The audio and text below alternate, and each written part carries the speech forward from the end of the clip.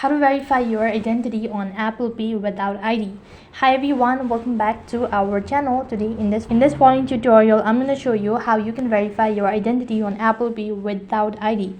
So in order to verify on Apple Pay, first of all, make sure your device is connected to an internet service. Now go ahead and open up or log into your Apple Pay.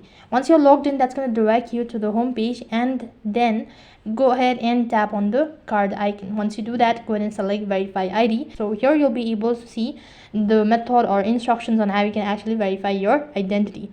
So unfortunately, Apple Pay does not accept any sort of alternative method if you don't have a ID. So then you'll not be able to verify your Apple Pay as well. So you'll either need a state ID issued or a driving license to verify your identity. Apart from it, there is no workaround or alternative to verification. So that's basically how you can verify your identity on Apple Pay. That is all for this video. I hope the video was helpful. Make sure to like, share and subscribe to our channel. Thank you for watching. See you soon in the next video.